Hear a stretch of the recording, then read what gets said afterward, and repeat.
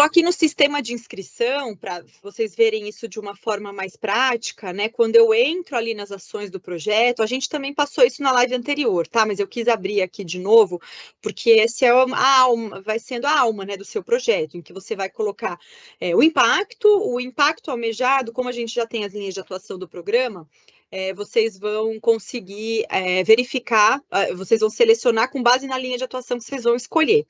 Aí o resultado esperado, aí sim, são esses resultados que você fez já o mapa da teoria da mudança do seu projeto e o que será feito, né? Onde você quer chegar, né? Quais são as transformações que você quer alcançar. Aí depois você vai colocar ação, né? Como é que eu vou fazer, que ações que eu vou fazer para gerar aqueles produtos que eu quero gerar, que vão me ajudar a alcançar o meu resultado. Tem aqui os meios de verificação, que é muito importante, que são as entregas documentais, tá? E meio de verificação é diferente de produto da ação, tá? Isso sempre gera confusão. Então, o produto da ação é isso, são efetivamente os serviços que eu quero prestar, né? Cursos que eu quero ministrar, palestras que eu quero fazer, X pessoas que eu vou envolver, uma área X, né? Bem numérico. E é o que eu quero gerar a partir de uma ação. Né, uma meta, pode ser entendido como meta da ação também, acho que não é exatamente, mas facilita. Diferente do meio de verificação. O meio de verificação é realmente uma coisa documental, onde que eu vou evidenciar que eu executei aquela ação e que eu vou descrever aquilo, né, que eu vou mostrar até onde eu cheguei com aquela ação e aquilo que foi, então, são os documentos. Só que cuidado, também, assim, é importante para a gente da Petrobras os meios de verificação, porque é efetivamente o que vocês vão entregar para a gente. E a gente precisa de evidências da ação para fazer o monitoramento e acompanhamento do projeto. Mas a gente não quer. Acho que o microfone está aberto aqui. A gente não quer que vocês também exagerem. Não precisa colocar lista de presença, foto, não sei o quê, não sei o quê. Aí a gente tem 50 coisas aqui e fica confuso. Então a gente quer evidências, né? Ali um meio termo. Pode passar para o próximo, Amanda.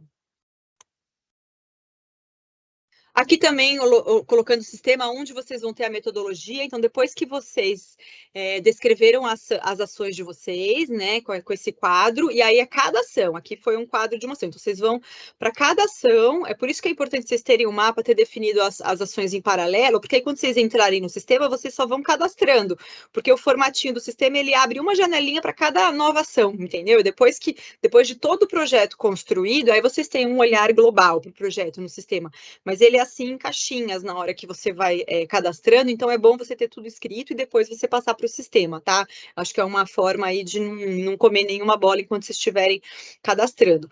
Aí depois vocês vão ter que colocar público, ambiental, que eu já vou explicar o que é. E aqui a metodologia da ação, vocês veem que tem até número de caracteres. Aqui em todos os campos a gente tem um número limite de caracteres, tá? Então, quando vocês estiverem elaborando o texto, é importante ter isso em mente antes de você colocar aí. Pode passar. Outros itens que a gente tem que cadastrar aqui, isso depois que eu fiz essas primeiras construções, né, da teoria da mudança, da metodologia, dos insumos e das ações. Eu vou ter que detalhar aqui qual é o meu público atendido. Então, eu tenho várias ações, imagine que eu tenho várias ações, uma ação de educação, uma de geração de renda com outro público, tudo aquilo se conecta, mas são pessoas diferentes, de faixas etárias diferentes. Então, aqui é onde eu vou compilar, digamos assim, todo esse público. Vou colocar o número de participantes, vou dividir, fazer, se você não tiver isso exato, tem projetos de educação que já sabem, né? Vou trabalhar com X turmas, de 30 crianças, fica mais fácil. Tem projetos que ainda não tem esse panorama, faça uma estimativa das faixas etárias de público que você vai trabalhar e coloque aqui, e aí você também faça uma estimativa, ou com base naquilo que você descreveu, as ações, você bebe dessa fonte, de que ações, qual público ali é o público de atendimento contínuo, né, de participação contínua. Então, eu tenho crianças participando continuamente ali de uma ação educacional, são participantes contínuos. Eu vou fazer algumas palestras, e tem pessoas que vão participar dessas palestras, esses participantes são participantes eventuais, tá? Aqui também eu vou selecionar os públicos principais que eu trabalho no meu projeto. E o que a gente colocou como os públicos prioritários? Então, na verdade, não é necessariamente só os públicos prioritários do seu projeto, mas são os públicos prioritários do programa Petrobras Socioambiental. E aqui um cuidado, só coloca os públicos que vocês efetivamente vão trabalhar, que efetivamente, quando eu olho aqui, então você selecionou mulheres, eu preciso olhar nas ações do seu projeto e falar, eu tenho ações afirmativas, não é só, provavelmente vai ter mulheres participando, eu imagino que sim, mas assim, isso não é uma ação afirmativa para o público mulheres, né, para você conseguir pontuar. Então, a gente precisa conseguir beber ali das ações e da metodologia que vocês efetivamente vão trabalhar com esses públicos. Então, só selecionem aqueles que vocês efetivamente vão trabalhar, tá? Pode passar para a próxima. No sistema de inscrição também, a gente tem aquela outra aba ambiental. E aí, atenção, só vai preencher essa aba quem vai fazer ações na linha de atuação florestas e na linha de atuação oceano. Então, aí eu vou entrar nessa aba aqui e eu vou preencher os campos. Em qual bacia hidrográfica que eu vou atuar? Mas eu vou fazer as ações de oceano, vou fazer monitoramento da fauna oceânica. Não faz sentido eu colocar qual bacia hidrográfica. Coloca não se aplica, tá? Que você não vai, que você, né, pode até estar ali a sua sede do seu projeto pode estar numa bacia hidrográfica, mas você não vai trabalhar em bacia hidrográfica, não faz sentido, coloca não se aplica, coloca só as características ambientais que fazem sentido. O nome das unidades de conservação, as espécies, liste as espécies também, mas lista as espécies que vocês efetivamente vão trabalhar. Então, todos esses preenchimentos, assim, dependem de quais ações vocês vão fazer. Então, se vocês, assim, eu estou trabalhando numa área que tem ocorrência dessa espécie, mas eu não vou ter nenhuma ação específica, eu não vou ter nada nas minhas ações do meu projeto que vão ajudar, de fato, a conservar essa espécie ou a ter algum tipo de impacto nessa espécie. Então, não seleciona, tá? Também é importante, assim, não precisa selecionar tudo e aí depois a gente vai nas ações, não consegue entender se o projeto vai atuar com aquilo ou não, então fica difícil, só preenche aquilo que vocês efetivamente vão trabalhar. Pode passar, Amanda. E aqui eu vou fazer um parênteses de novo, vou voltar na teoria da mudança, tá? Fechamos essa parte dos insumos, ações, produtos e metodologia das ações e públicos.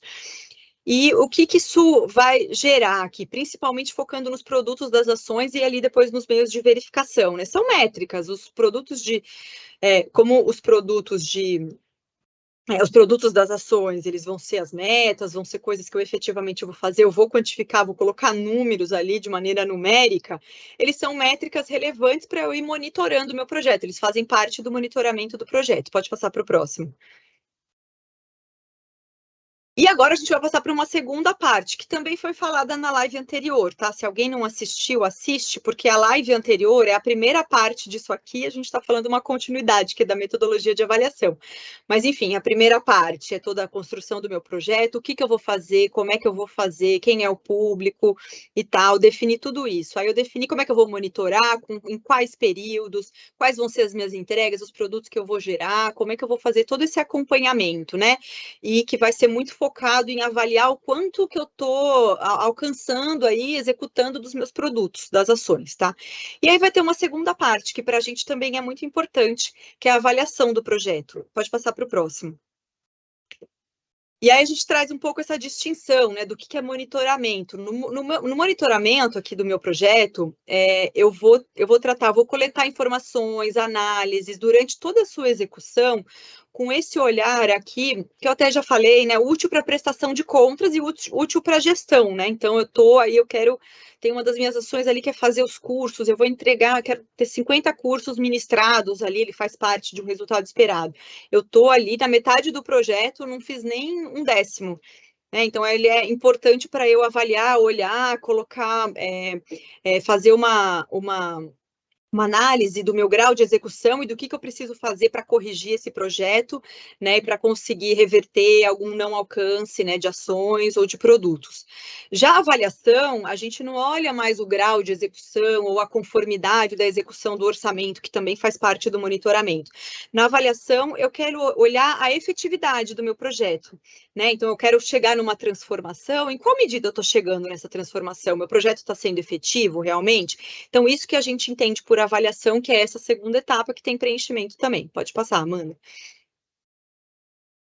E na nossa avaliação, a gente tem os indicadores e a metodologia de avaliação, né? Então, pegando primeiro a primeira parte, né, que é a metodologia de avaliação. O que eu vou avaliar? Para que eu vou avaliar? O que eu vou avaliar? Vou avaliar os resultados do meu projeto, né? A efetividade, em qual medida eu estou alcançando aqueles resultados que eu almejo, aquela transformação que eu almejo. A gente prevê, normalmente a gente tem uma metodologia específica para avaliar cada transformação, e aqui, cada transformação, cada resultado, né? Leia-se resultado esperado, não cada ação do projeto, tá? A gente está falando em avaliação. As ações do projeto, eu já vou estar olhando ali os produtos que eu vou estar gerando daquelas ações. Eu não preciso aqui colocar mais, né? A gente já vai fazer um monitoramento. A gente entende que a gente não precisa colocar mais avaliações, mais indicadores em cima das ações do projeto, mas sim a gente quer olhar agora a efetividade, né? Então, só que a efetividade tem coisas subjetivas, né? Eu quero causar uma transformação de consciência, mudar atitudes, reduzir evasão escolar. Reduzir evasão eu acho que é até mais objetivo, mas essas outras são transformações subjetivas, eu quero transformar isso. Avaliar isso de um modo objetivo, representar transformações complexas, que são da vida real, em formas numéricas e simples. E cabe à instituição de vocês definir quais vão ser essas metodologias, tá? Também não tem, assim, uma receita de bolo, até porque os projetos, eles são muito heterogêneos, né? Então, uma coisa muito importante aqui, a gente preconiza muito, como os nossos projetos são projetos socioambientais, né? Todos eles têm uma componente social, de transformação social muito forte. Então, a gente entende que é muito importante a participação comunitária. Acho que a Amanda chegou a falar na outra live sobre ter um processo participativo de construção da teoria da mudança. E aqui a gente acha importante também que haja uma busca, pelo menos, né, se não de todas as métricas, mas que tenha uma busca de um processo participativo na própria avaliação do projeto também, tá? Das comunidades que se destinam, às quais os projetos se destinam, ou ainda as comunidades que podem ser impactadas por eles, mesmo que não sejam os destinatários finais aí das ações do projeto. Pode passar para a próxima. Então, quais são as questões norteadoras para vocês definirem a metodologia de avaliação dos resultados do projeto? Né? Considerando os resultados esperados, o que eu devo avaliar para concluir a respeito do sucesso do projeto? Meu projeto teve sucesso ou não teve sucesso? Né? O que eu preciso olhar para chegar nessa conclusão, para conseguir olhar isso, né? E como é que essas avaliações devem ser realizadas? Qual é o alvo de cada uma? Qual é o instrumento? O que eu vou usar para fazer essa avaliação, né? E aí a gente cai nos indicadores e nas métricas, né? Quais indicadores e métricas? Indicadores que eu vou usar, que vão me mostrar, né, de uma maneira mais objetiva, traduzir de uma forma objetiva e numérica aquilo que eu estou olhando, e quais as métricas, né, que são as variáveis aí que vão compor esse meu indicador, para demonstrar esses resultados efetivamente alcançados. E aí eu preciso ver, essas métricas, elas são mesmo relevantes, elas podem ser alcançadas pelo meu projeto? Porque isso é importante também, eu não posso avaliar aquilo que está muito ali, a missão do projeto, é um pouco difícil da gente avaliar, mas os resultados esperados, eles precisam ser construídos para vocês alcançarem eles com o projeto efetivamente, e a gente vai avaliar em cima disso. Então, a construção ali é muito importante, né? E também definir quando que eu vou executar essas avaliações. Pode passar para a próxima.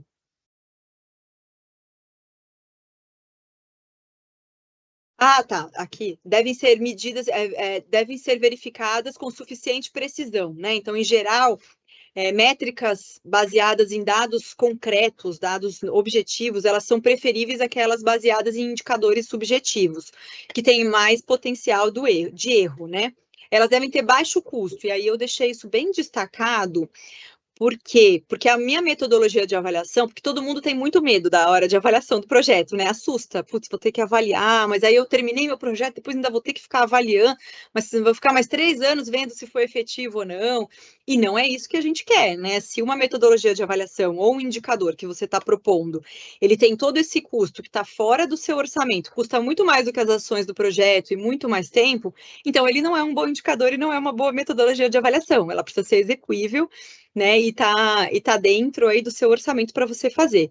A gente sugere que vocês escolham poucos indicadores, e aí eu vou repetir isso porque é uma questão que aparece muito, né? Ter um indicador para cada ação do projeto. Lembra que eu construí resultados esperados, transformações que eu quero alcançar, e várias ações, não necessariamente várias, mas normalmente são várias ações para alcançar essa transformação, é um grupo de ações. Para cada ação dessas, eu já tenho um produto.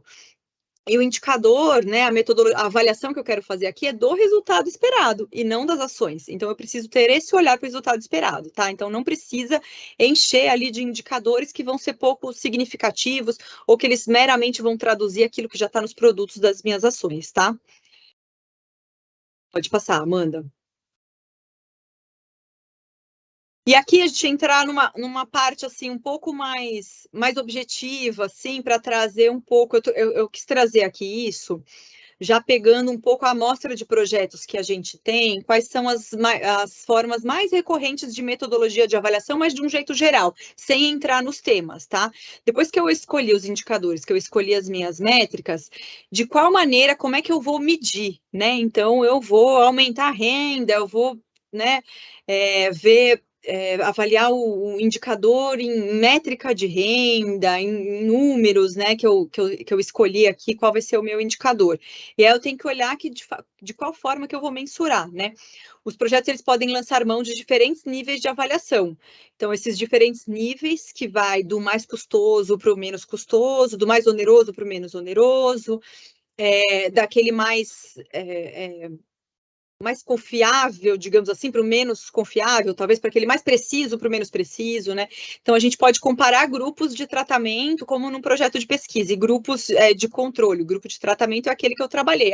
Eu trabalhei ali com um grupo de alunos, né, que eu quero causar uma determinada transformação. Eu vou comparar com um grupo que cumpra determinadas características e requisitos, um grupo aleatório, para ver a diferença entre os dois, e aí eu vou chegar à conclusão do quanto que o meu projeto fez o meu grupo evoluir. Outro é comparar com um grupo semelhante, aí eu já me aproximo mais, né? Vejo um grupo que está sob os mesmos outros impactos que não o do projeto, que a única variável ali seja as ações do projeto. Eu consigo comparar esses grupos e falar, oi, olha só, o meu grupo aqui de alunos realmente teve essa transformação aqui de reduzir sua evasão escolar. Estou falando bastante esse exemplo, né? Então, tem esses comparativos que a gente pode fazer, e tem também uma forma mais comum e que a gente não olha a adicionalidade, que a gente chama, né? A adicionalidade do projeto é quando eu quero ver o quanto que o meu projeto foi adicional, né? A gente fala bastante isso em projeto ambiental, não sei se para o projeto social faz tanto sentido, mas a adicionalidade do meu projeto. Se foi o meu projeto que realmente causou aquela transformação, né? Então, para esses grupos controle são bem interessantes isso. Mas também tem uma forma, quando eu não consigo lançar mão por determinados motivos, por exemplo, meios custo e tudo mais, eu faço uma avaliação sem avaliar a adicionalidade, mas só avaliar a evolução do meu grupo de tratamento. Ele estava numa determinada condição no início do meu projeto, ali, linha de base, importante, e no final do meu projeto ele está numa outra condição. Pode passar, vou falar mais rápido que eu estou me alongando aqui. Alguns pontos, né, de atenção para eu definir a minha metodologia de avaliação e os meus indicadores. Não se esqueça que a gente tem alguns indicadores obrigatórios por linha de atuação, porque a gente já preconiza algumas transformações ali com o programa, né? Então, a gente pede para vocês utilizarem e ter uma metodologia de avaliação para eles, além de outros que vocês possam utilizar para mensurar o quanto que vocês chegaram, o quanto a efetividade do projeto, né? E demais indicadores. Prioriza o processo participativo, aqui estou batendo na mesma tecla que já falei, e também tem uma parte importante na avaliação do projeto que a gente preconiza, tá? Além de ser um processo participativo, que vocês tenham transparência. É importante, até depois a Laíla vai falar um pouco na comunicação, mas que a comunicação do projeto também preveja esse tipo de coisa, mas no sentido de eu divulgar, de eu dar transparência para as minhas ações, para os meus resultados, principalmente para o meu público beneficiário diretamente afetado. Pode passar. E aqui na metodologia de avaliação, recapitulando, dando um exemplo, né? Ai, gente, tô achando que ficou tão pequeno, não sei se é só para mim, espero que os participantes estejam enxergando. Mas aqui estão os indicadores obrigatórios por linha de atuação, e eu trouxe um exemplo de um indicador que é a variação, né? O grau de aumento da renda familiar que eu quero olhar num processo aí de geração de renda. Um exemplo de uma metodologia de avaliação que foi feita, né? Então, esse projeto, ele avaliou o nível de renda das famílias que receberam aí a atuação tratadas, né, eu coloquei bem em pesquisa, mas que receberam aí a atuação do projeto, antes e depois do projeto, e eles pegaram dados de famílias de um dado grupo controle, que cumpria algumas características, né, parecidas ali, para eu poder fazer algum tipo de comparação. E aí o controle deles podia consistir tanto de famílias com níveis iniciais de renda, escolaridade, enfim, com características similares a essas famílias que receberam o projeto, quanto na ausência desse tipo de informação, porque se isso demandar trabalho de campo, aí a gente volta naquele requisito importante para indicadores e metodologia, que é ele ter um custo que eu consigo arcar com aquele custo em todos os sentidos. Se for muito custoso, seria o ideal eu ir para campo, fazer uma pesquisa em cada casa ali da região, mas isso não é possível. Então, eu pego uma média do município, da região, enfim, né, no momento de elaborar a metodologia que a gente vê o que é mais adequado e o que é possível dentro do mais adequado. Pode passar. E aqui eu fecho essa parte dos indicadores e da metodologia de avaliação. Aí, voltando, tá? Na live anterior, a Amanda e o Eduardo falaram muito mais detalhadamente sobre os indicadores obrigatórios e construção de indicadores, então acho que vale a pena vocês darem uma olhada, tá? E aí eu vou falar um pouco sobre a equipe técnica. A equipe técnica também é um insumo, né, para o projeto aqui. Então, lá no Bússola, no sistema de preenchimento, vocês vão ter que preencher toda a equipe técnica do projeto, incluindo a função, a formação, a qualificação. Então, eu preciso de um coordenador do projeto. Esse coordenador do projeto, eu não preciso, na planilha do Bússola, descrever, eu já sei quem é o meu coordenador, fulano. Esse fulano fez pós-doutorado na França, com especialização e não sei o quê. Não preciso colocar isso, porque isso vai estar no currículo dele. O que eu preciso colocar são os requisitos básicos para o coordenador do meu projeto. Eu preciso de uma experiência em gestão de 20 anos e uma pessoa com pós-graduação, nível master. É esse tipo de coisa que eu preciso descrever lá na minha planilha, tá? E aí é importante que na hora de vocês formularem, vocês vão formulando a tabela de equipe técnica, e tanto para profissionais remunerados, como eventualmente profissionais de contrapartida da instituição, ou que sejam voluntários, mas que façam parte da equipe principal, tá? Alguém que vai participar de uma oficina, vai ministrar uma oficina eventual ali do projeto, vai prestar uma consultoria eventual, né? Não é uma coisa contínua. Essa pessoa não precisa fazer parte da equipe principal.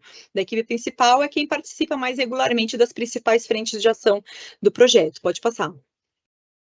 E aí, aqui alguns lembretes, né? Algumas coisas importantes para a gente compor a equipe, né? Então, ele tem que ter experiência profissional e formação compatível. Então, se eu tenho uma ação de educação, quem que vai estar à frente? Ou coordenando a frente de educação do projeto, ou ali o educador, efetivamente, né?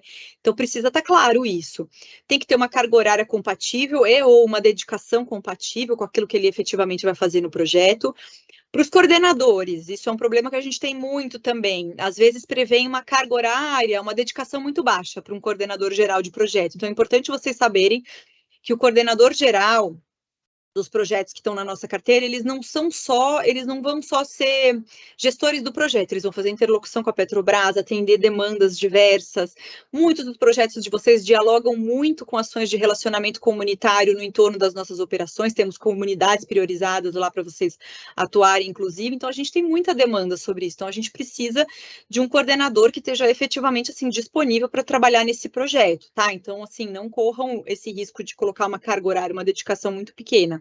E, portanto, uma remuneração super baixinha, 10 horas semanais, que ele não vai dar conta de fazer tudo que um projeto de 5, 10 milhões exige. Tem que ter gente para a gestão financeira do projeto, se não todos, a grande maioria dos projetos de vocês vai ter prestação de contas financeira, e ela não é trivial, então a gente precisa de uma equipe dedicada para isso, ou de técnicos administrativos, equipe de contabilidade, enfim, dependendo da complexidade do seu orçamento, tá? A gente precisa ter equipe de comunicação, para nós, todos os nossos projetos.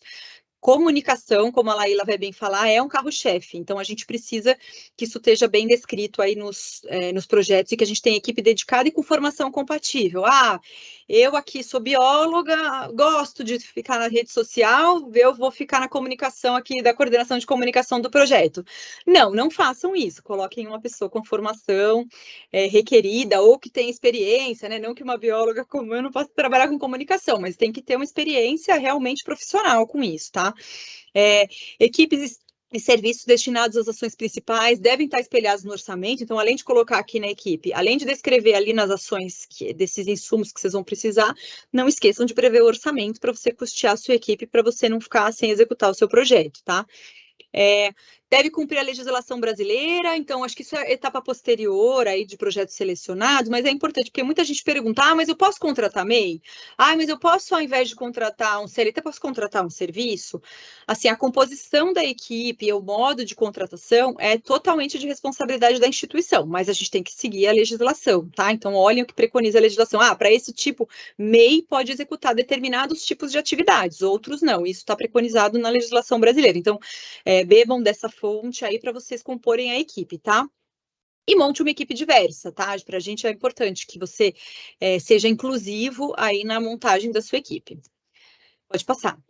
E essas e outras aqui informações você encontra no regulamento e nos documentos. Aqui está o site. Esqueci de colocar o link, mas depois a gente passa para vocês. Eu acho que na primeira live a gente passou os links.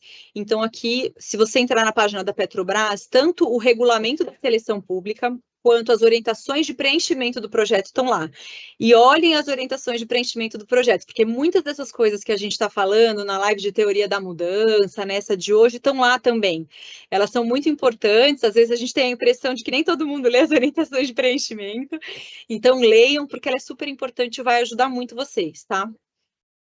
E agora eu passo a palavra para minha colega Laíla. Agradeço e as perguntas que der para a gente responder, depois a gente se fala de novo. Muito obrigada, tá?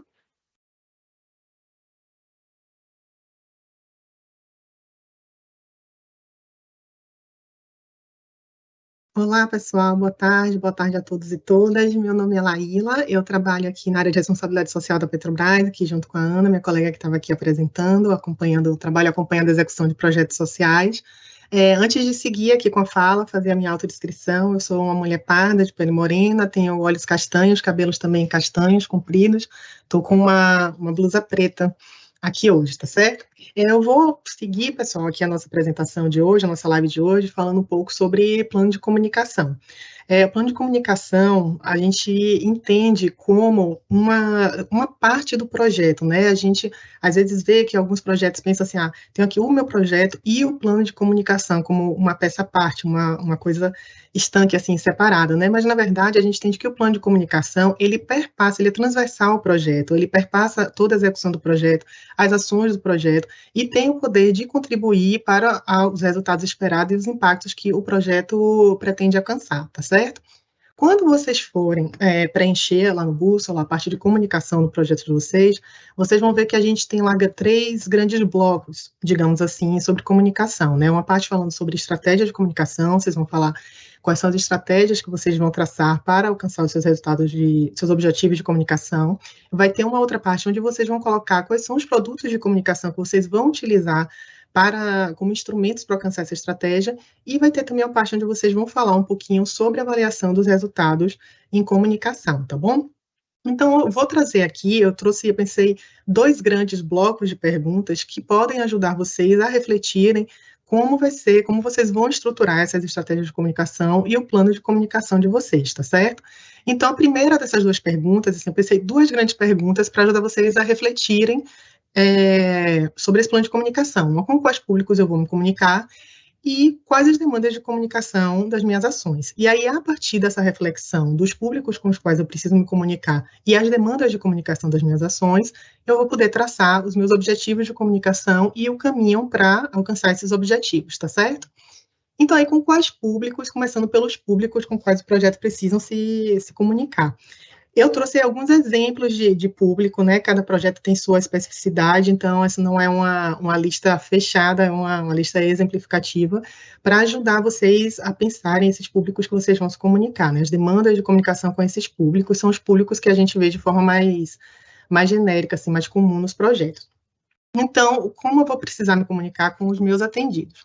Se eu tenho um projeto, por exemplo, que vai fazer oficinas de esporte e educação, então, eu vou fazer oficinas de esporte e educação para crianças, jovens, adolescentes.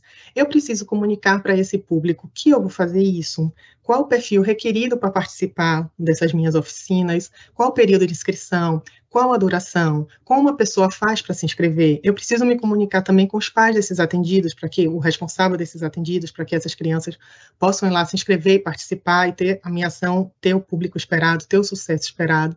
Então, daí eu já posso pensar algumas ações de comunicação, desculpa, que serão necessárias, certo? Seguindo, outro público, comunidade e realização das atividades. A gente tem um projeto, por exemplo, que realiza a coleta seletiva de porta em porta de material reciclável, reutilizável, né?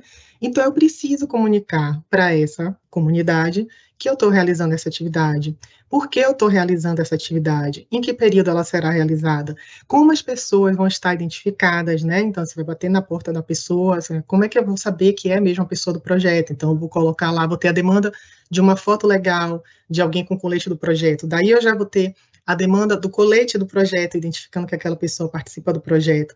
Então, observem que quando a gente começa a refletir as demandas de participação, de comunicação com determinados públicos, eu começo a poder também desdobrar o meu objetivo de comunicação e o que eu vou precisar para atingir esse objetivo, tá certo? Um outro exemplo aí de público com o qual a gente se comunica e que pode ser um norte para pensar essa estratégia de comunicação, sociedade em geral. Né? A gente, quando está aqui pensando no nosso programa socioambiental e também vocês pensando nos projetos de vocês, a gente está pensando em atingir o impacto, em conscientização, na promoção de uma causa. Então, isso vai demandar também comunicação com o público em geral, com a sociedade em geral.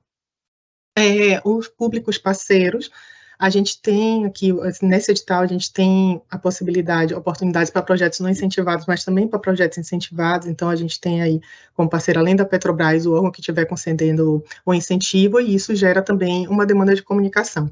Além disso, a gente sabe e incentiva que vários projetos atuam em rede, né, rede de parcerias, tanto com os próprios outros projetos, com parceiros do poder público, com a rede de assistência social, com a rede de regulação de meio ambiente, os órgãos ambientais, então isso também vai gerar uma demanda de comunicação. Eu mostrar para esses parceiros como eu trabalho, quais as oportunidades de trabalho conjunto, para que eu possa fomentar a atuação em rede.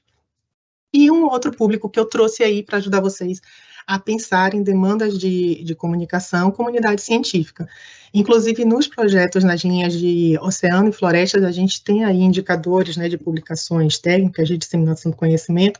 Então, eu vou ter também demandas de comunicação com a comunidade científica. Se eu vou fazer um seminário, se eu estou pensando em fazer um guia de boas práticas, reunir boas práticas para o manejo de determinada espécie, reunir boas práticas no trato de comunidades, por exemplo, se eu vou falar do sistema de garantia de direitos da criança e do adolescente, eu vou reunir boas práticas relacionadas a isso. Então, eu vou me relacionar com a comunidade científica e preciso comunicar que eu estou fazendo isso, como eu estou fazendo isso, como essa comunidade pode colaborar e também comunicar os resultados, né? Pode passar, por favor, Nanda. E aí, o outro bloco que eu pensei para a gente ir refletindo aqui no que é que a gente vai precisar para o nosso plano de comunicação, para a nossa estratégia de comunicação, que são as demandas de comunicação das minhas ações. Então, eu estava pensando o quê? Com quem eu preciso me comunicar. Se verem que da gente pensar ali com quem eu preciso me comunicar, a gente já pipoca um monte de estratégia e instrumento de comunicação que vai ser necessário, né? Olha, eu vou precisar da identificação visual, eu vou precisar mostrar ali que eu vou fazer o seminário, eu vou precisar de um post sobre isso, eu vou precisar publicar na revista especializada. Então, só de pensar os públicos, a gente já consegue aí ir pensando nessa reflexão do que eu vou precisar de comunicação. E aí a gente vai casar isso com as demandas de comunicação das nossas ações, né? Então, dei também alguns exemplos de demandas de comunicação que podem surgir das ações, mas, mais uma vez, cada projeto tem uma especificidade e isso vai ter, é claro, alterações aí a depender da natureza do projeto. Um exemplo de demanda de comunicação das minhas ações é a mobilização, como eu já falei, né, se a gente precisa mobilizar determinado público para participar de uma ação, então eu vou precisar dar uma atenção à comunicação relacionada a isso.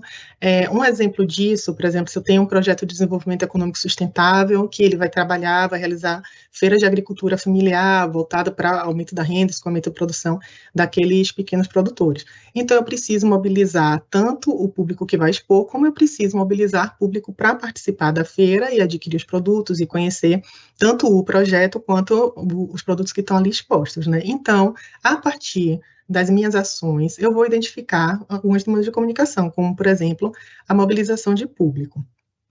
Seguindo, outra possibilidade aí de ações, de demanda de comunicação das minhas ações, fortalecimento de redes e parcerias. A gente teve até nas lives passadas, quando a gente estava falando da abrangência, algumas perguntas sobre, a gente tem ali uma abrangência de 6 cidades, 5 municípios, muitas comunidades, como a gente pode fazer isso? Então, a gente até sugeriu, né, que façam isso, que uma possibilidade para atingir essa abrangência através da atuação em redes e parceria. Então, essa atuação em redes e parceria também vai ter uma demanda de comunicação no meu projeto. Quem trabalha com, Ana falou aí, né, de vocês deixarem claro na metodologia como vocês vão trabalhar, quem colocar lá que vai trabalhar com os temas transversais, como esses temas serão trabalhados, isso também vai se refletir aqui no plano de comunicação, tá certo? Se a gente vai trabalhar, por exemplo, com o tema de direitos humanos, isso vai ter que estar aqui, essa demanda vai ter que surgir aqui na comunicação das minhas ações. Se a gente vai trabalhar com o tema de inovação, e aí eu vou trabalhar com fomento a ecossistemas de inovação, com formação de redes para inovação, isso também vai trazer uma demanda de comunicação aqui das minhas ações. A disseminação do conhecimento, a sustentabilidade institucional. Quando a gente fala aqui sustentabilidade institucional, a gente está relacionando a 2 pontos principalmente, assim, resultados e transparência, né? Então, eu tenho aqui a necessidade de mostrar para o meu público o que eu faço e como eu faço, para que eu tenha uma reputação forte, tenha credibilidade para seguir trabalhando junto a esse público e promovendo a causa que o projeto de você estiver tentando promover. E outra demanda possível de comunicação das ações é a visibilidade das parcerias, né? E aqui a gente não está falando somente da parceria da Petrobras, né, como patrocinador ou como parte de um convênio, mas também dos órgãos públicos que, se eu vou ter uma ação de educação, eu vou utilizar uma escola pública para fazer parte dessa ação de educação, então visibilidade a essa parceria, visibilidade à parceria dos órgãos que concedem incentivos fiscais. Então, isso também vai trazer demanda de comunicação. E aí, pessoal, quis trazer esses dois grandes blocos de reflexão para a gente perceber que quando a gente estiver pensando o plano de comunicação, a gente vai estar olhando também ali para aquele quadrinho da teoria da mudança. Porque o que é isso que a gente está falando aqui? Eu tenho aqui os meus resultados, eu tenho as ações, eu tenho os produtos, e perpassando eles, eu vou ter necessidade de mobilização de público, perpassando eles, eu vou ter necessidade de falar com meu parceiro, perpassando eles, eu vou ter necessidade de falar com a comunidade científica. Então, por isso, a gente deve olhar sempre para aquele quadrinho ali e pensar o plano de comunicação, a minha estratégia de comunicação, de forma transversal, perpassando por ali pelas minhas ações, pelo meu planejamento, tá bom? Pode passar, por favor. Então, o que é que a gente vai aí estruturando uma forma da gente pensar a construção desse plano de comunicação? A gente estava aqui pensando, refletindo sobre as demandas de comunicação, né, o que é que eu vou precisar na execução do meu projeto, no relacionamento com os meus públicos, construindo o relacionamento com meus públicos, o que é que eu tenho de demanda de comunicação. Então, a gente viu ali que daqueles exemplos a gente já surge ali um monte de demanda possível de comunicação. Eu vou, então, pegar todas essas demandas e organizar em objetivos de comunicação. Daqui a pouco a gente vai ter a participação aí dos nossos parceiros do Coral Vivo, trazendo isso como um exemplo prático, né, deixando isso mais concreto. A gente está pensando aqui ainda de uma forma mais abstrata. Eu vou ter esse monte de demandas de comunicação e aí eu vou traduzir isso em objetivos de comunicação. Quando a gente for pensar esses objetivos de comunicação e vocês forem preencher lá a metodologia de comunicação que vocês vão adotar como metodologias, como estratégias de comunicação, é importante que vocês deixem claro quais são os objetivos que vocês pretendem alcançar com os instrumentos que vocês vão trazer para a gente de comunicação. Então, se é promover determinado tema, se é trabalhar a consciência sobre determinada questão, qual vai ser o alcance disso, qual a abrangência, por quanto tempo vocês vão usar os principais instrumentos. Então, deixar claro quais são esses objetivos de comunicação para que a gente consiga compreender como aqueles produtos de comunicação se encaixam no projeto de vocês, tá certo? Pensados os meus objetivos de comunicação, a gente pode começar a pensar os caminhos para chegar até eles. Então, coloquei aí eixos e iniciativas. A gente pode pensar, olha, tem esse monte de demanda aqui de comunicação, de mobilização, da pessoa estar com um coletinho na porta, de sinalizar em qual escola vai ser realizada, tem esse monte de demanda. Então, para atender essas demandas, eu vou ter aqui esses tais objetivos de comunicação e vou traçar um caminho que é a minha estratégia, aqui as minhas iniciativas, os meus eixos de atuação para atingir esses objetivos de comunicação, tá certo? E, por fim, a gente pode avaliar os resultados, se a gente conseguiu atingir aqueles objetivos de comunicação ou não. Pode passar.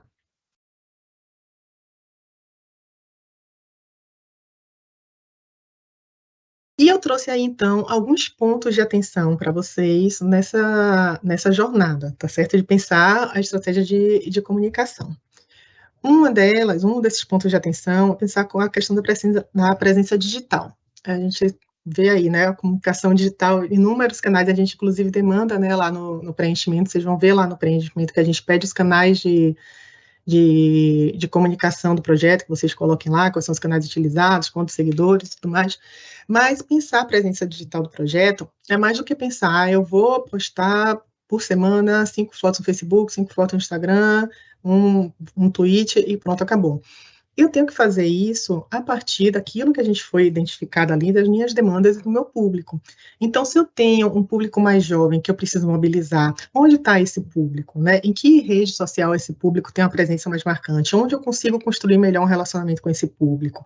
Se eu procuro atingir, por exemplo, os pais responsáveis, será que os pais responsáveis, as pessoas que vão tomar a decisão sobre a participação daquela criança no projeto, será que eles estão nesse mesmo ambiente digital? Será que eu preciso está atuando em outro ambiente digital? Será que a minha forma de comunicar em todos os ambientes digitais é igual? Será que a mesma coisa que eu posto, por exemplo, no Facebook, eu posso sair reproduzindo igualzinho para qualquer outra rede digital? Então, que essa presença digital seja pensada, seja bem planejada, porque é uma ferramenta poderosa, de maneira geral, é uma ferramenta de baixo custo, a gente, né, até sugere, eu vou falar um pouquinho mais para frente, que vocês usem impulsionamento, né, de mídia para ter uma visibilidade, um retorno de visibilidade maior, mas a princípio ela tem um baixo custo, que isso seja utilizado de maneira inteligente.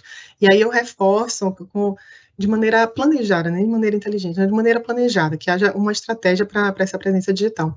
Aí eu reforço que a Ana falou sobre a necessidade de um profissional de comunicação, de preferência desde esse momento de pensar o projeto, para que possa ajudar vocês a pensar essas estratégias de maneira efetiva, tá certo? Outro ponto de atenção é a questão da mídia jornalística, da mídia especializada, vocês pensarem, voltar para a questão do público, com quem eu estou tentando falar. Então, às vezes, assim, o projeto coloca que prevê como instrumento de comunicação o anúncio em determinada mídia, mas, às vezes, aquilo não conversa com a ação ou com o público principal do projeto. Então, refletir, principalmente com essa questão de anúncio, de tentar inserção paga numa mídia, qual a mídia, qual o veículo, qual o caminho que se adequa melhor aos públicos e às ações do projeto. Aqui, sobre essa questão da mídia especializada, mídia jornalística, eu vou aproveitar para fazer uma ponte também e chamar a atenção de vocês para o cronograma de comunicação do projeto, né? A gente pode ter, vamos supor, como exemplo, que o projeto vai realizar um seminário, um seminário especializado sobre um determinado tema, e aí, no primeiro momento, eu vou ter o quê? Aquela demanda de chamar os interessados, o público interessado, o público especializado para participar do meu projeto, para participar do meu seminário, desculpa. Mas depois eu posso ter também a demanda, aquela ligada ali à reputação institucional, ligada à transparência, aquilo que eu chamei de sustentabilidade institucional, de mostrar para toda a sociedade que a gente fez, como foi a participação, quais foram os principais resultados, mostrar também para os meus parceiros, né, para a comunidade científica interessada. Então, essa mesma ação pode, nesse segundo momento, demandar uma outra mídia, uma inserção em outra mídia, tá certo? Então, que vocês atentem ao público que eu vou, com quem eu estou falando, o que eu estou falando e em que momento também eu estou falando, porque vocês podem ver que uma mesma ação, em momentos diferentes, podem demandar ações de comunicação, estratégias de comunicação diferentes, em meios diferentes.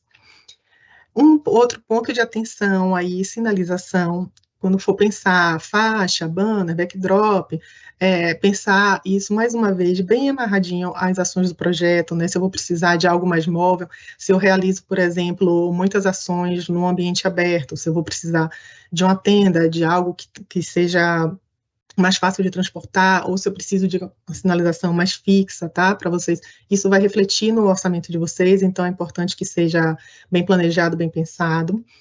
Outro ponto de atenção, a questão dos impressos, não é que não seja permitido o uso de impresso, muito pelo contrário, né, a gente ainda tem aí muito material de comunicação impresso, folder, cartilha, mas que a gente possa pensar o que realmente precisa ser feito no modelo impresso, ou o que pode ser feito digital, qual o sentido daquilo ser feito impresso, né? A gente sabe que algumas ações, se eu vou fazer ali uma ação de limpeza, vou estar no stand, vou estar na feira, vou ter um stand, é interessante, pode ser interessante ter um folder para que as pessoas passem, peguem, levem, depois vão, acessem outros meios outros canais de comunicação do projeto, mas talvez tenham algumas ações que não seja tão necessário imprimir, né? E a gente acaba gerando um material de descarte muito grande, com um volume muito grande desnecessariamente. Então, ficar com esse ponto de atenção, refletir sobre a questão dos impressos.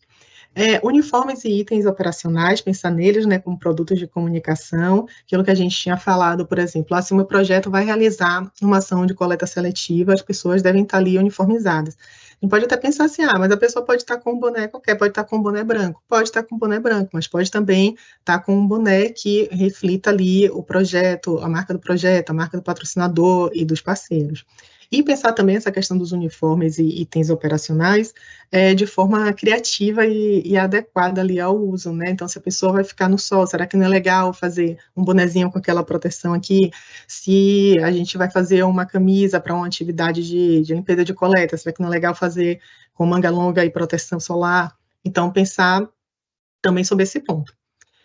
E, por fim, um ponto de atenção aí muito importante na estratégia de comunicação, a avaliação de resultados, né? A gente incentiva e encoraja que vocês abranjam pelo menos essas 3 formas aí de avaliação, que vocês prevejam a realização de um clipping, né, que vocês possam aí estar monitorando os recortes, o que sai do projeto, como o projeto está sendo retratado aí nas mídias, ter métricas periódicas, principalmente ligadas à questão digital, mas que vocês possam periodicamente prever a realização de relatórios e ter instrumentos que permitam a avaliação da estratégia de comunicação, e a valoração de mídia, né, a gente poder quantificar quanto a inserção do projeto trouxe de retorno financeiro aí para a imagem das marcas que estão sendo expostas, tá bom? Pode passar, por favor. Eu mesmo passando aqui. Aí a carinha do sistema é como vocês vão ver lá quando vocês cadastrarem os produtos de comunicação de vocês. Dizer que vocês têm aí os produtos de comunicação, tem a listinha dizendo envelopamento, camisa, bermuda, coletes. Tem a meta, que é a quantidade que vocês vão entregar desses produtos, e vocês vão marcar aí o número. Pode passar, por favor. Vocês vão marcar quando vocês vão entregar. Aí tá aí a carinha do sistema quando vocês forem preencher, né? A contrapartida, que é o que será oferecido. Então, aí, mais uma vez, trazendo assim o racional, né? Eu refleti ali sobre as minhas demandas de comunicação, tracei meus objetivos, pensei as estratégias, os caminhos para chegar nesse objetivo de comunicação, e aí eu vou ter alguns produtos para entregar para que isso possa, de fato, ser exequível, né? Então, isso é o que a gente está chamando de contrapartida. Então, ali na contrapartida, vocês vão colocar, por exemplo, uma camisa, na descrição, vocês vão falar como isso será feito, né? Então, assim, é uma camisa para ser utilizada nas atividades de coleta, identificando os participantes. O público para quem vai ser oferecida para os jovens envolvidos na coleta. O objetivo, qual é o objetivo, né? Para permitir identificação, segurança, transparência. Aí vocês vão ter o campo tipo de meta, onde vocês vão colocar a quantidade desse produto, no caso, exemplo, camisa, e aí vocês vão marcar o mês de realização de entrega desse produto, que aí, mais uma vez, eu peço atenção para vocês na construção disso, para que isso seja casado com as ações de vocês. Pode passar. A gente tem aí uma série de exemplos de produtos de comunicação, eu não vou aqui me estender neles, além da questão do tempo, eles estão como anexo na nossa orientação de preenchimento do sistema bússola, tá certo? De apresentação de propostas. Aí eu chamo mais uma vez a atenção ali em mídia de divulgação, folder, folheto, programa guia, para uma reflexão sobre a questão dos impressos. Na mídia jornalística, né, exterior urbana, eu queria trazer um exemplo de um projeto chamando a atenção para a questão da regionalidade, tá? Que vocês pensem, a gente traz esses exemplos aí, mas que vocês pensem o que é aplicado para a região, para o local em que vocês estão atuando, tá?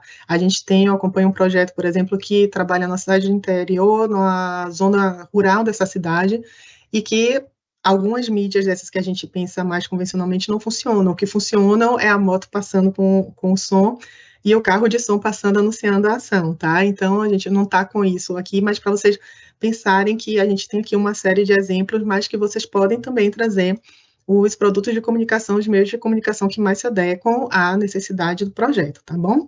Pode passar. Aí também, mais alguns exemplos, vou aqui só frisar, aqui no finalzinho, a gente fala aqui de aplicativos e jogos, plataformas de streaming, para chamar a atenção de vocês que a gente pode inovar, vocês podem trazer aqui, pode e deve, né, no plano de comunicação. Então, se vocês têm ideias criativas que podem ajudar nos objetivos de conectar o projeto com o seu público para suprir aquelas demandas de comunicação, a gente encoraja bastante que vocês tragam aí essas formas. Pode passar. E, por fim, pessoal, vou falar aqui bem rapidinho da diferença dos produtos de comunicação e contrapartidas. Contrapartidas é um campo que vocês vão ver que a gente tem lá no Sistema Bússola. Ele é de preenchimento opcional, tá certo? A gente tem lá no nosso documento de orientação de preenchimento de apresentação de propostas também, falando um pouco sobre esse campo contrapartidas. E as contrapartidas, elas não são pensadas como produtos de comunicação. São produtos ou serviços que, no bojo do desenvolvimento das ações do projeto, o projeto pode oferecer como contrapartidas aqui a nossa parceria com a Petrobras. Então, por exemplo, ingressos para exposições e apresentações, realizar apresentações em áreas indicadas pela Petrobras. A gente já teve aqui muitos projetos realizando apresentação de dança, apresentação de teatro, instalações da Petrobras, tanto em eventos festivos, como eventos festivos das unidades, exposição fotográfica, exposição de artes feitas por crianças, exposição de artesanato com material reciclável, recebimento de visitas de trabalhadores da Petrobras ao projeto, visitas guiadas, né, mostrando como o projeto é realizado. Se a gente tiver alguma ação ligada, por exemplo, à produção de conhecimento, então levar pessoas da Petrobras que sejam da área e mostrar, ajudar a disseminar esse conhecimento. A sessão de imagens, vocês viram até aqui ao longo da apresentação, a gente usa algumas imagens que foram cedidas pelos projetos, né, nas atividades do projeto, ilustrando a realização dessas atividades. Espaço para a realização de eventos e atividades corporativas e atividades de voluntariado corporativo, né? Pensar se a gente pode aqui envolver a força de trabalho da Petrobras nas ações do projeto de alguma forma. Então, observem que essas contrapartidas, elas não trazem custo para o projeto, né? E elas não são uma ação à parte, são aí contrapartidas que podem ser oferecidas no bojo já das ações que serão realizadas pelo projeto, tá bom?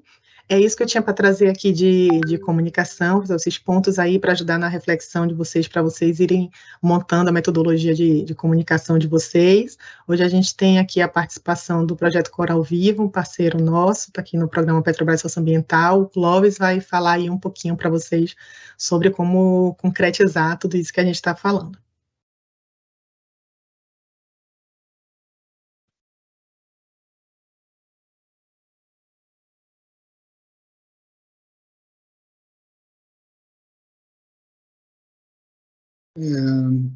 Tá contigo, Clóvis. Como é que eu... certo. Bom, eu não estou me vendo. Vocês estão me vendo? Estamos te vendo. Certo. Falta só projetar. Tá. Então, boa tarde. Meu nome é Clóvis Castro. Eu sou um dos fundadores do projeto Coral Vivo. E vou falar aqui algumas dicas, algumas assim, oportunidades que a gente pode ter na área de comunicação. Tá? Vou compartilhar minha tela aqui agora.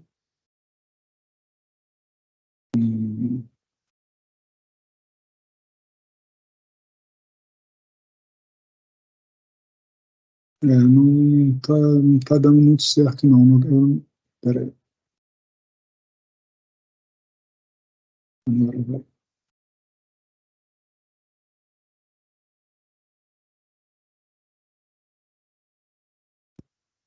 Agora foi, acho que só falta botar ao vivo. Pronto. Vocês estão vendo o escrito Coral Vivo Comunicação? Sim. É que eu não consigo ver a minha própria tela. Só não estamos vendo mais sua imagem.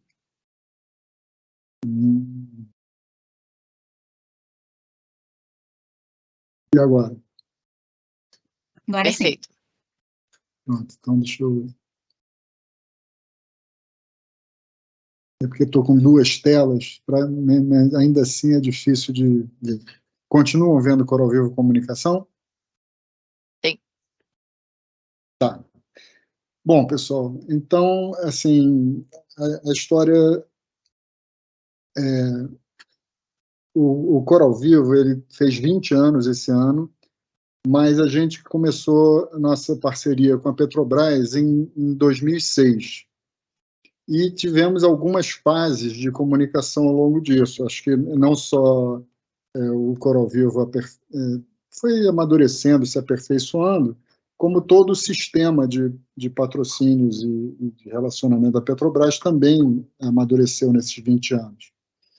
Na fase inicial nossa, quando eu fui escrever o projeto para o que a gente chama de Coral Vivo 1, a única coisa que a gente teve assim é que a gente procurou um profissional de comunicação, conversamos muitas horas com ele sobre como preparar o plano, mas nós mesmos é que fizemos e executamos esse plano. Eventualmente, logo a gente notou que isso tinha limitações, e no que a gente chamou de Coral Vivo 2, que foi o nosso segundo contrato com a Petrobras, a gente já contratou uma profissional da área de comunicação que coordenava essa coisa toda, gerava conteúdo, fazia releases, fazia já redes sociais e tudo mais, mas o conteúdo a gente pegava o pessoal técnico para trabalhar com ela para fazer. E técnico que eu digo assim, inclui design, inclui textos, inclui tudo mais que ela naturalmente dava um direcionamento. E mais recentemente, com o amadurecimento do projeto, a gente mudou um pouco essa estrutura, ampliamos a área de comunicação, que é uma demanda real, a gente sentia na pele que era insuficiente só ter uma pessoa, e a gente, então, tem uma coordenação que faz todo o relacionamento interno com as diversas áreas do Coral Vivo, e a gente contrata serviços especializados por fora. Esse serviço vai desde preparação de site, redes sociais, uma pessoa específica para redes sociais, hoje em dia dá muito trabalho rede social para fazer direito, e assessoria de imprensa, clipping de notícias, valoração de mídia, coisas gerais que eu vou mencionar mais para frente.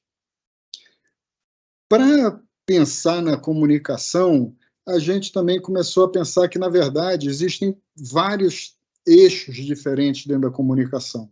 Isso é uma percepção de leigo, tá? Isso não é uma coisa especializada de comunicação, mas a gente vê que existe a comunicação contratual. No nosso caso, é um contrato de patrocínio, e uma das contrapartidas para o financiador é que o projeto apareça, né? Então, essa comunicação contratual está toda lá na tabela de comunicação, que fala sobre os releases, fala sobre as postagens, tudo que, em geral, muito mais relacionado às ações que a gente executa do que qualquer outra coisa. Tem uma comunicação temática, que é uma comunicação que, assim, no nosso caso, por exemplo, era muito importante fazer com que a sociedade entendesse e aderisse à questão do defeso. Então, mesmo que não tivesse uma ação específica sobre defeso, ou um momento na planilha, que este momento é o momento de falar de defeso, esse tema tem que, volta e meia, permear a comunicação. E a terceira é uma comunicação mais estratégica. Você precisa, extra contrato com a Petrobras, você precisa de uma captação de recursos ou uma captação de pessoal para fazer alguma coisa voluntário do dia a dia, e que não tá explícito lá no contrato, mas eventualmente isso aí você também precisa se comunicar com a sociedade ou com determinados segmentos dela. Eu vou tentar correr porque eu falo muito e minha apresentação estava dando quase 35 minutos. Bom, tem uns objetivos da comunicação. A primeira coisa é quando você se comunica assim, em larga escala, você quer que as pessoas olhem para você e digam assim, esse projeto é legal, essa instituição é legal, essas pessoas são legais, para poder ter uma empatia e para poder facilitar o seu trabalho. Outra coisa é quando você diz assim, não, você deve ser referência no que você faz. E o ser referência, em geral, a gente pensa em jornalista. O jornalista quer pegar uma pessoa ou uma instituição para transformar em referência. Isso é ser referência. Mas é ser referência também quando a pessoa que mora ali na esquina, acontece alguma coisa e ela chega e diz assim, pessoal, eu estou vendo que isso está acontecendo, o que vocês me falam sobre isso? O que podemos fazer? Isso é ser uma referência sem precisar de jornalista nenhum. Tá? Em termos de atingir o grande público, tem duas formas diferentes. Uma é a mídia espontânea nos veículos tradicionais. Jornais, revistas, TV, etc., tem umas vantagens, eu vou falar isso daqui a pouco, e a outra é você usar seus próprios canais, em especial site e redes sociais. A vantagem dos seus canais é que você controla o conteúdo. A vantagem da mídia espontânea é que, em geral, atinge mais gente ainda do que os seus próprios canais, por maiores que sejam. Comunicação é transversal, a Laila já falou isso, mas, assim, a comunicação é a maneira que o projeto ela faz com que o projeto seja percebido pela população de uma maneira ou de outra, né? Da identidade do projeto. E já foi dito também, a comunicação, na verdade, quando você pensa na comunicação, antes de começar a executar a ação, quando você está pensando como vai executar a ação, a comunicação já tem que estar junto. E muitas vezes, quando a ação termina, a comunicação tem que continuar por muito tempo até colher todos os frutos. Uma coisa, eu vou correr um pouco, porque, na verdade, a Laila já falou quase tudo. O público-alvo. Cada canal é especializado, cada comunicação tem que ser feita na linguagem que aquele público vai apreciar mais. O público é o cliente. O cliente tem sempre razão, você tem que usar a linguagem do cliente. Por exemplo, você vai comunicar sobre uma descoberta científica, se você vai falar para o público acadêmico, você pode usar termos técnicos, entrar em detalhes e tal. Se você vai comunicar para o grande público, o mais importante é falar de uma maneira clara por que aquilo ali é importante e uma maneira simples também. Uma coisa que o Coral Vivo faz desde o início, e que assim, só temos coisas boas a falar disso, é que, assim, não é demérito você reconhecer que outras instituições, outros projetos tiveram uma participação importante numa determinada ação ou num determinado elaboração de um pensamento. Então, assim, sempre reconheçam o mérito de terceiros, seja o pescador que deu o alerta de que viu um branqueamento, seja o professor titular que fez alguma coisa a favor da sua rede de pesquisas. E, no caso de instituições, sempre tente inserir as logos de todo mundo que tem uma participação significativa na ação. Bom, eu botei essa frase sozinha porque muitas vezes a gente não entende o valor de uma marca. A marca, ela imprime não apenas uma imagem visual, mas ela imprime um conceito, né? É o que todos querem, que sua marca seja reconhecida como um conceito de alguma coisa.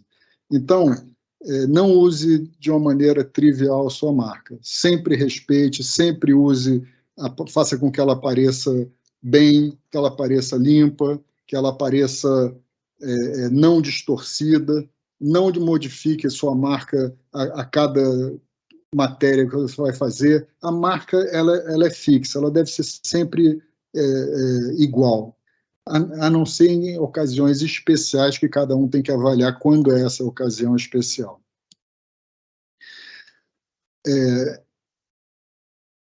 Marca tem regra. É uma coisa que eu, por exemplo, sou biólogo, eu não sabia disso, mas, assim, quando criar a sua marca, tem que criar o manual de uso. Qual é o fundo que ela pode ter, qual é a distância que ela pode ter para outras marcas, qual é o tipo de fonte, qual é a cor exata dela, quais são as variações de cor que vocês vão permitir que sejam realizadas. Assim como a sua marca deve ter um manual, todos os parceiros têm manuais também. Estude o manual dos parceiros para aplicar corretamente a marca de todo mundo. E isso é um respeito que você gostaria que tivessem com a sua marca também. Tendo em vista a importância da marca, ter sempre em mente, quando for elaborar uma peça, que o financiador quer proteger a marca dele tanto quanto você quer proteger a sua. Então, ele precisa aprovar cada peça que aparece a marca dele. E, para isso, demanda um pouco mais de tempo, não pode deixar para a última hora. A marca vale tanto quanto a embalagem onde ela está inserida, né? No caso de produtos promocionais, você está mostrando a cara do seu projeto nesses produtos também. Então, assim, muitas vezes a gente colocou uma frase só no material. Então, assim, é o que eu coloquei aqui, uma boa frase, uma boa imagem contam uma história, contam a sua história, né? Então, assim, a maioria dos materiais que a gente usa, a gente procura materiais sustentáveis, comércio e serviços justos, inclusive socialmente, tem que ter utilidade, tem que ter beleza. Se você junta tudo isso, você faz uns produtos memoráveis. O Coral Vivo tem 20 anos, tem gente que, de repente, menciona uma coisa que a gente produziu há 10, 15 anos atrás, como lembrando com saudade, sabe? E isso, então, é muito importante. Além da pessoa de comunicação, é importante você, eu não sei se precisa estar na equipe permanente, dependendo do seu projeto, mas ter um bom designer que produza as peças também, porque a produção da peça é um item delicado. Você tem que produzir de acordo com quem vai fornecer, você tem que acompanhar a produção, você tem que receber o material e ver se está todo de acordo com o previsto, né? No nosso caso, a gente também já usou, ao longo da nossa história, muitos ilustradores diferentes. Aqui, por exemplo, vocês conseguem ver meu mouse? Sim. Então, aqui a gente tem uns stickers desses que usam o WhatsApp, que foi um ilustrador quem fez, né? Com umas coisas bem humoradas como um sticker mesmo. Bom, além disso, assim, tem que lembrar que uniforme não precisa ser feio, nem precisa ser desconfortável. A gente, por exemplo, a gente prefere fazer uniforme um pouco mais caro, mas de fazer de puro algodão. A gente trabalha em ambiente tropical. Então, assim, fibra sintética, em geral, é muito quente, né? A história, por exemplo, um case de sucesso nosso é esse vestido de uniforme aqui, por exemplo. Tem as marcas aqui em cima, mas tem uma arte baseada em desenho de organismos marinhos. A gente é um projeto de conservação marinha que, assim, muita gente para elogiar, né? Essa bolsa aqui, por exemplo, essa bolsa é um aproveitamento de uniformes velhos de pessoal de petroleiros. Então, assim, já teve gente que trabalhava em plataforma que, de repente, viu passar a bolsa e falou: nossa, eu estou reconhecendo esse material e tal, porque é realmente feito de uniformes reaproveitados, né? E tem vários outros exemplos, que eu não vou detalhar aqui agora. Bom, aí entram os canais proprietários, né? O site, embora muita gente ache que hoje as pessoas que acessam as redes sociais, o site é importantíssimo porque o site é a sua casa oficial. É um lugar que não é uma comunicação instantânea que uma semana depois é difícil já você encontrar, né? O site tem a sua apresentação formal, a sua equipe organizada, ele tem que ser atraente para poder as pessoas quererem visitar mais de uma vez. Então, assim, vou ter aqui uns exemplos, áreas clicáveis e interatividade. Você pode ter um mapa do Brasil que dê um clique e apareçam fotos da sua área de trabalho. Você pode ter área de download, área de inscrição para ser voluntário.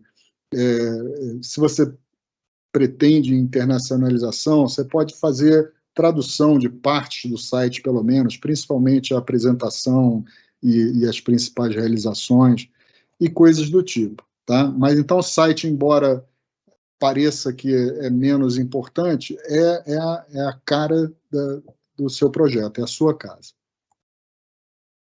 Nas redes sociais, que hoje em dia tem uma proliferação grande de redes sociais, cada uma tem um tipo de matéria que pode causar mais impacto. Tá? E como a Laila já falou, a linguagem tem que ser adequada para o público que você quer atingir em cada rede. Tá? Agora, uma coisa muito importante e que não economizem nisso é que, antigamente, quando a gente começou nas redes sociais, a rede social você atingia muita gente sem gastar nada.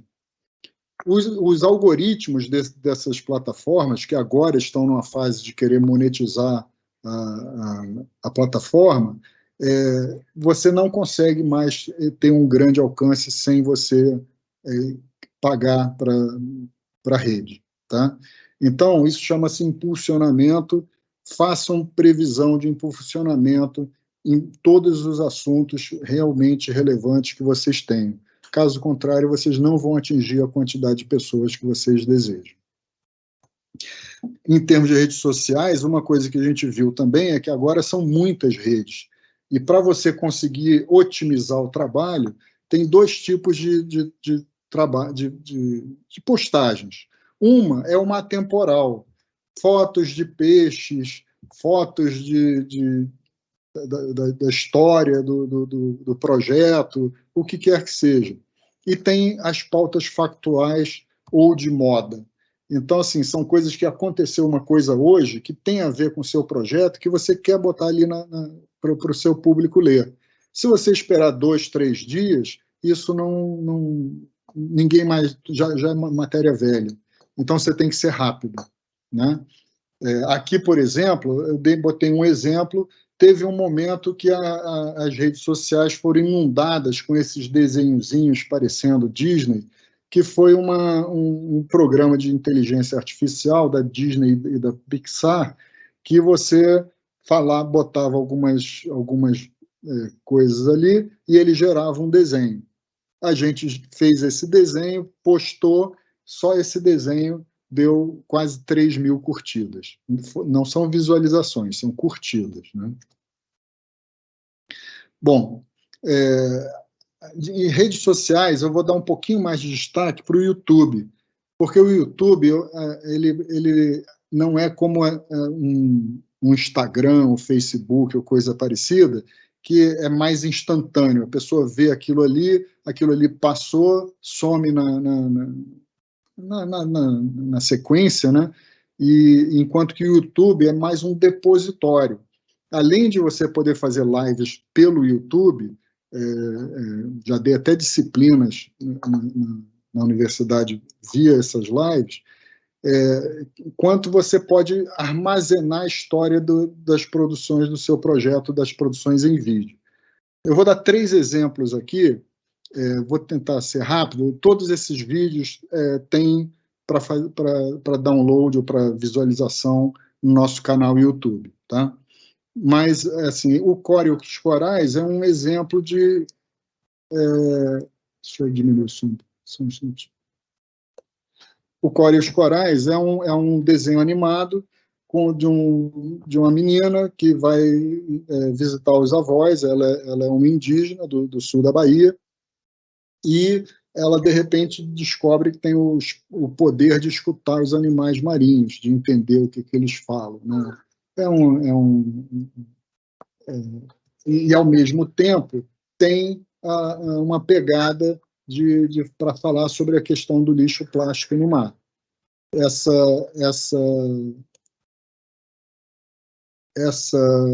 animação ela foi fortemente impulsionada e teve 118 mil visualizações em 8 meses. Tá? Além um outro caso, por exemplo, é a série Amar o Mar, que a gente fez, são pílulas de 1 minuto e pouco, e teve assim, uma série de temporadas, a cada semestre a gente lançava 6 ou 7, e o impulsionamento ele foi repartido entre cada pílula dessa. Então, a gente vê aqui, por exemplo, que a gente teve 6.400 visualizações na que foi mais visualizada. Né? Videozinhos de 1 minuto. O Vida nos Recife já é um produto mais antigo. Então, você vê aqui 225 mil visualizações em 11 anos, sem impulsionamento, nunca foi impulsionado. Por que teve tanta visualização? Ele teve tanta visualização porque foi um produto feito especificamente para ser usado por professores que a gente estava trabalhando, professores de escolas públicas. Naquela época, a gente estava tendo uma interface com 400 professores, e era um produto que eles podiam usar em sala de aula, eles podiam mencionar para os alunos e tudo mais. Então, todo ano aumenta o número de visualizações, porque essa comunidade é o principal usuário desse vídeo. Ele é atemporal, ele foi escrito para ser uma apresentação do que é um Recife de coral e como funciona mais ou menos, mas foi muito bem feito. Assim, a gente, até o texto passou pela revisora de conteúdo do Ciência Hoje das Crianças para ser adequado para um nível de aluno de virada de... Na minha época era primário e ginásio, agora é quinta, sexta série do ensino fundamental. Bom, o Instagram é o canal que mais cresce e tem mais impacto atualmente. A gente começou ele muito depois do Facebook, estamos já com quase 70 mil seguidores, e é basicamente fotos e vídeos, pouquíssimo texto, mas uma coisa muito importante que eu vou falar daqui a pouco são essa possibilidade de realizar collabs, ou seja, ter uma postagem com autoria múltipla. Eu vou falar um pouquinho mais isso daqui a pouco. Bom, o LinkedIn, eu não conseguia entender por que o projeto Coral Vivo precisava do LinkedIn, mas o nosso pessoal de comunicação explicou que é um canal mais voltado para o segmento profissional. Então, não só de empresas, como no meio acadêmico ele tem uma apresentação, uma entrada forte também. Além de ser um meio que, para quem quer fazer internacionalização do seu projeto, também é importante de ter. Tá? Não é um canal de massas, é um canal mais de negócios ou de contatos e tal. O Facebook é o mais tradicional de todos, a gente tem mais de 300 mil curtidas, mas ele é um canal que, dizem os especialistas, está em decadência, principalmente entre o pessoal mais jovem. Entre o pessoal mais antigo, ainda é muito fortemente utilizado. Mais antigo deve ser com mais de 25 anos, 30 anos, tá, pessoal? E o Twitter, que é um canal mais de comunicação direta com grupos de seguidores, e que eu particularmente não consigo entender muito bem ainda a vantagem dele frente aos demais. Mas a gente vê que o pessoal profissional usa muito. Bom, em relação às mídias espontâneas, a coisa principal das mídias espontâneas, como eu falei, é que um jornalista que não é do seu grupo vai fazer uma matéria. E conversa com você e resolve que você tem credibilidade suficiente para ele incluir você na matéria dele. Isso, então, gera um valor em termos de credibilidade para a sua ação ou para a sua instituição, para o seu projeto, muito maior do que uma coisa que você mesmo postou, porque poderia ser uma autopropaganda. Então, assim, para você lidar dentro desse ambiente razoavelmente, ou o seu profissional de comunicação tem que fazer esse papel de assessoria de imprensa, ou você pode contratar uma empresa de assessoria de imprensa onde o seu profissional dialoga com ela. É o caso nosso atual. Tem uma série de nuances dentro de como você faz para ter melhores matérias e tal, mas eu não vou me estender aqui para não, eu estou preocupado que eu estou com um tempo muito longo. Bom, aqui vem a história das collabs, né? Aqui é um exemplo que a gente deu, que a gente fez uma collab com o Bill Mesquita, que é um perfil que tem 1.100.000 seguidores, tá?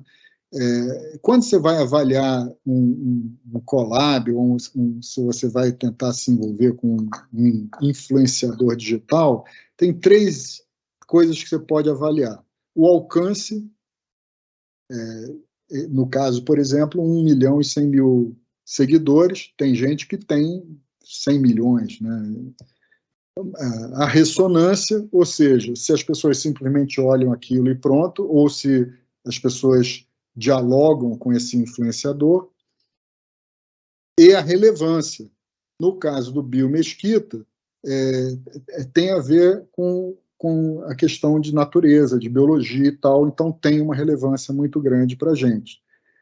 Se a gente pegasse alguém interessado em árvores de Natal, por exemplo, talvez, não, mesmo que tivesse 2 milhões de seguidores, não seria o mais interessante para a gente. Tem vários tipos de influencer, né? Não necessariamente todos precisam ter milhões de seguidores, mas uma coisa muito interessante é você incentivar que essas pessoas visitem a sua ação, visitem a sua área de atuação, para conhecer você mais de perto. Isso, a gente já fez isso, e isso dá algum resultado. Aqui eu botei um exemplo do...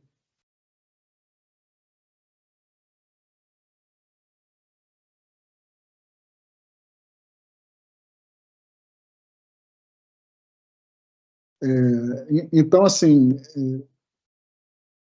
tudo são dicas, né, assim, do que fazer. Aí tem umas oportunidades inesperadas. A primeira é quando você começa a mostrar serviço, né, dentro do seu patrocínio, que são ativações dentro da própria Petrobras. A Petrobras faz isso não só para dar uma ajuda para a sua comunicação, mas para ajudar a divulgar a própria parceria que ela tem com o seu grupo, né? Aqui, por exemplo, então, um dos primeiros colaboradores nossos, o BIT, que fizeram um pequeno documentário sobre a vida dele, o pensamento dele.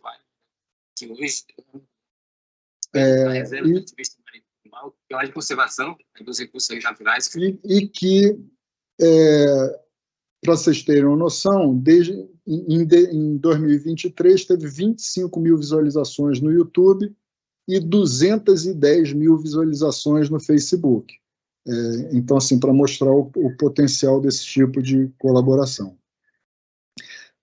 A outra é quando existe uma iniciativa que você esbarra nela, ou você descobre que estão fazendo e vai atrás para tentar fazer uma colaboração, e aí você entra numa ação que não é prevista no seu contrato, mas que tem a ver com a mensagem que você quer passar,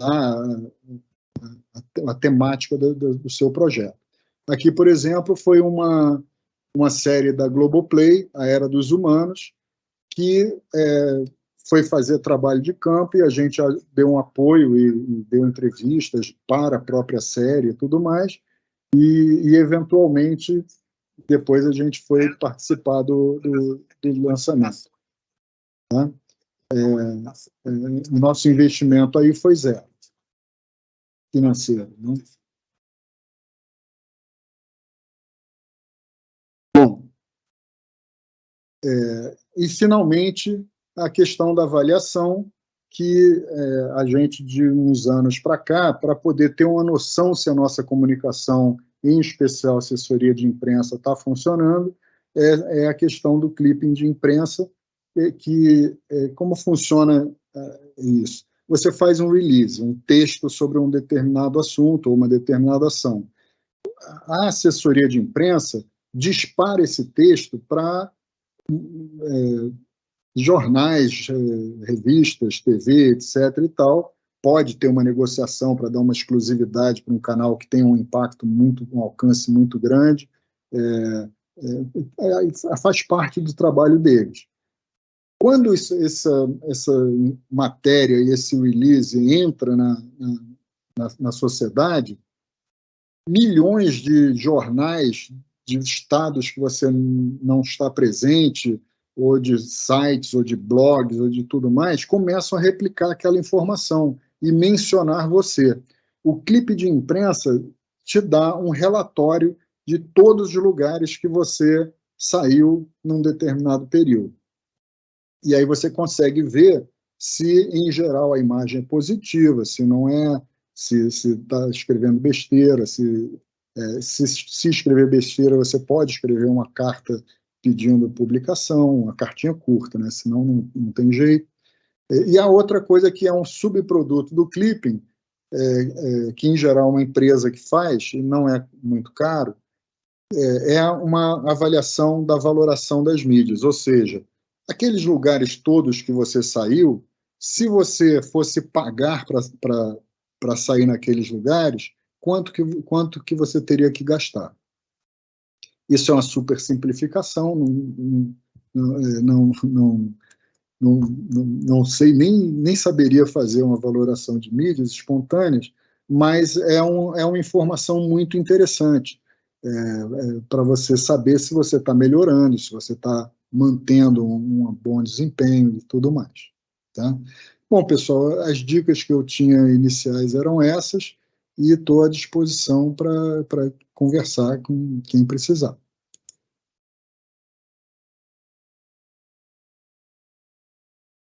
Obrigada, Clóvis, sempre inspirador ver a atuação do Coral Vivo, um parceiro relevante aqui para o programa Petrobras Socioambiental, também membro da Rede Biomar, acho que a gente não comentou, né? Obrigada.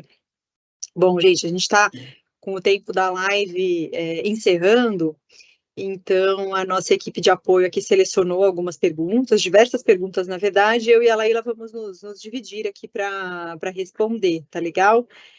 Eu vou passar para a primeira pergunta, vou fazer algumas delas e depois eu passo para a Laíla, tá? Que tem algumas perguntas mais referentes à parte que ela apresentou.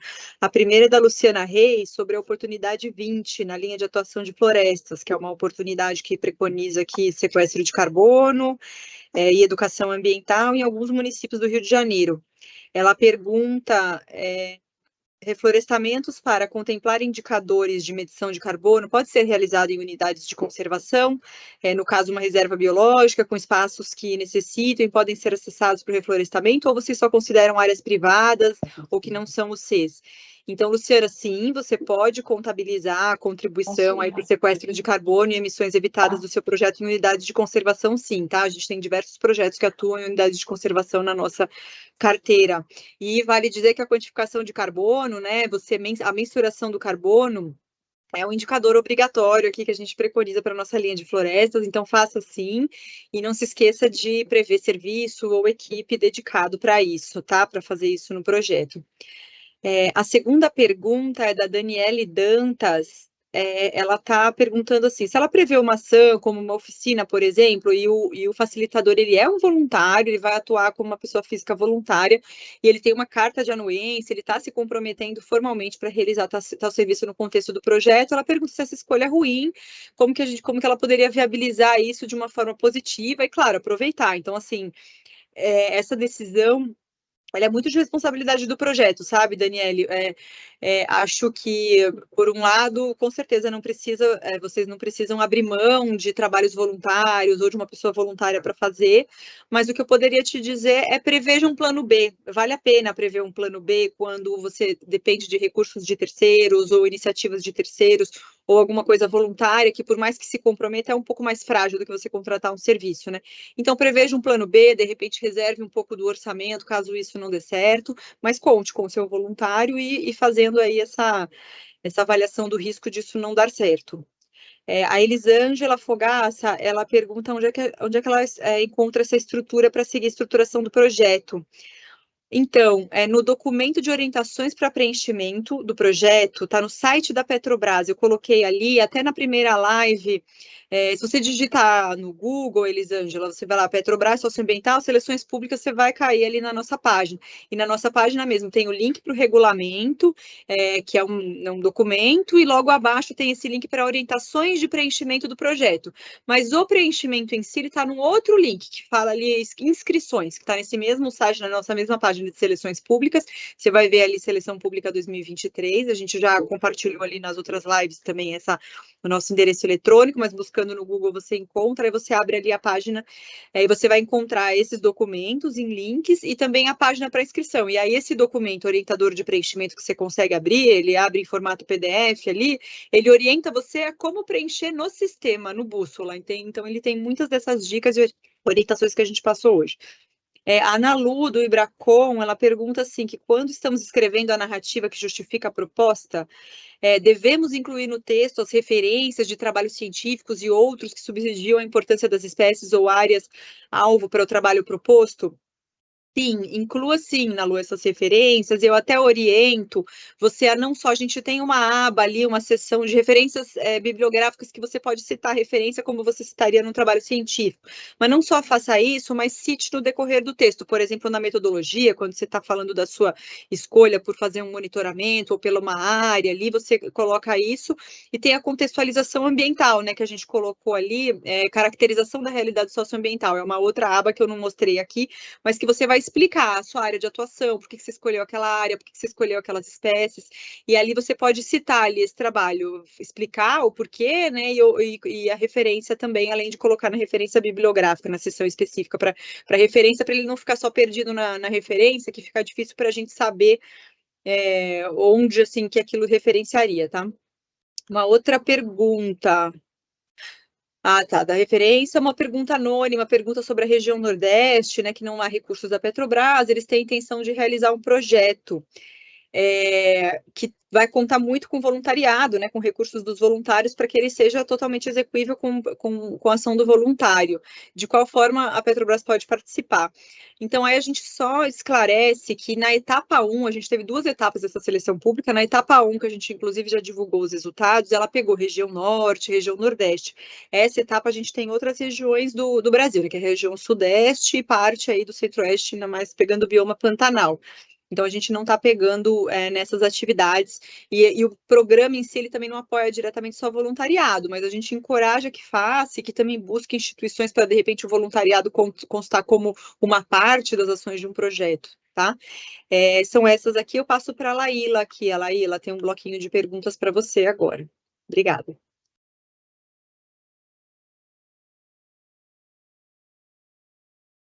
Olá, pessoal, voltando aqui para responder algumas perguntas, tá certo? Que nossa equipe aqui selecionou. A gente tem uma pergunta aqui da Selma perguntando, na última capacitação, fiquei na dúvida se a Lei Rouanet entra como projeto incentivado. Selma, não, nessa oportunidade, nessa seleção pública, a gente está trabalhando com projetos incentivados pela Lei Federal de Incentivo ao Esporte, e a gente chama atenção que, além, o projeto que seja proposto pela Lei Federal de Incentivo ao Esporte, ele tem que estar caracterizado tanto na linha de atuação de educação aqui na Petrobras, quanto na modalidade de disputa educacional de esporte, tá certo? Não são oportunidades, voltadas para esporte de alto rendimento. Temos uma pergunta aqui também do Marcos Delgado, do NUPEC, Rio de Janeiro. O Marcos perguntando se há algum limite de valor para gastos com comunicação, se sim, qual seria o limite mínimo e máximo recomendado.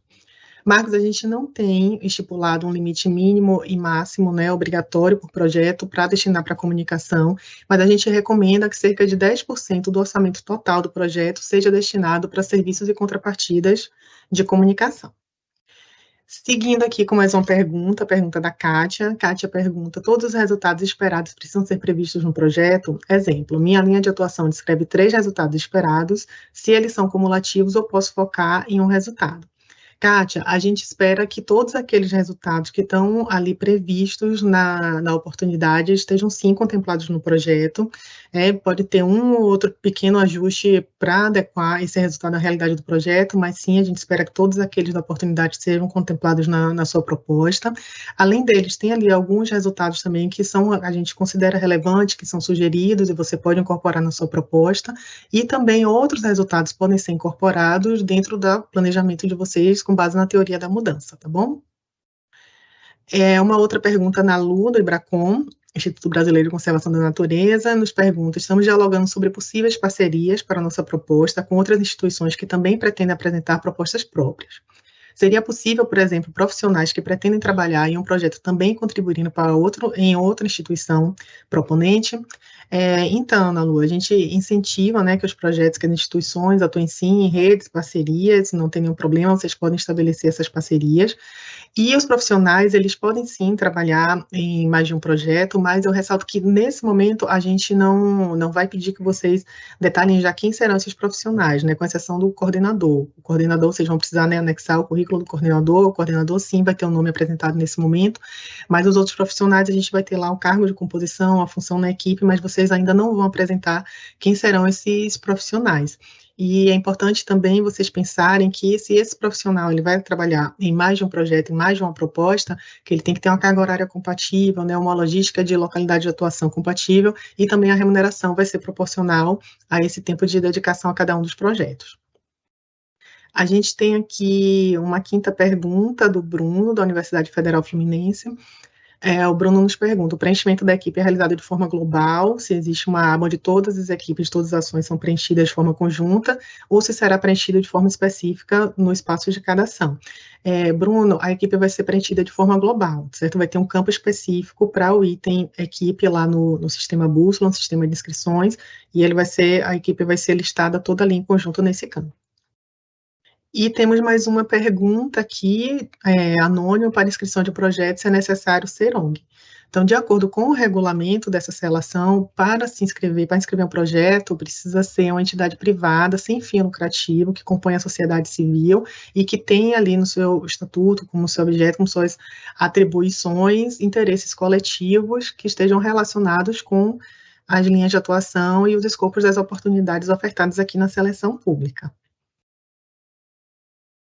E acho que é isso, pessoal. Não temos aqui mais perguntas para a gente responder. A gente agradece a presença de todos e todas aqui, mais uma live aqui da nossa trilha socioambiental. Queria lembrar que na próxima terça-feira a gente tem mais uma live aí, onde a gente vai estar falando sobre orçamento, é a quinta live, na terça-feira, dia 12, e esperamos que vocês